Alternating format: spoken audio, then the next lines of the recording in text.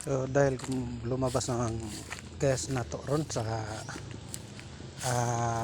tree house 3 o tree house 1, so mag-check ta o kung saya tong pwede nga mga trabaho ron ato ning suroyon o kung sa may mga problema o pwede na itong ma-repair.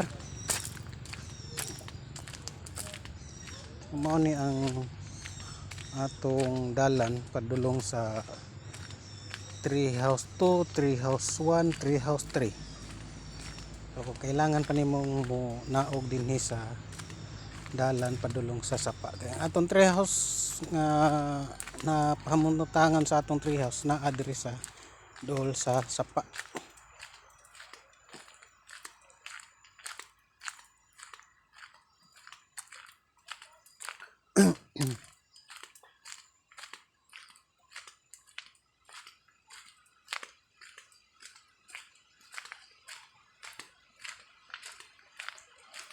So kani siya ang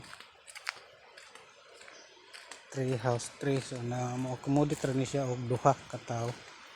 So nga siya, so na siya dalan diri, gusto mo mag ligo-ligo sa sapa, so na siya dalan paingon sa sapa.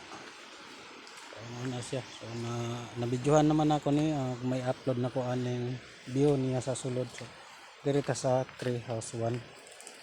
So kay nagdungan man og gawas ang gas nato karon, kinahanglan ta mag-check og unsay atong mga pwede nga mga trabaho o mga problema sa sulod sa unit, kay anang gini siya nya usapad na urag gamay ra tag oras no, kay mao sa gihapon pulibok ta dinhi sa tree house. So importante nga natay ma-check dinhi.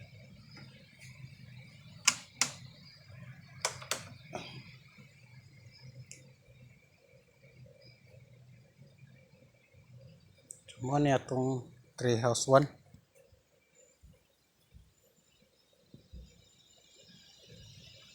So wala pa nila maasikaso ang mga bed kay napa sila sa tree house 3. So dire na sa balcony atubang sa ato ang bed.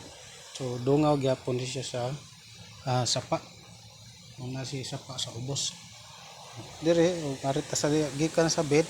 So ang first floor ani ay gadungaw po dya. So na diha ang dining table, sala no, kauban ang atong kitchen. So nasi gyapoy balcony. So muna og ta dito napita.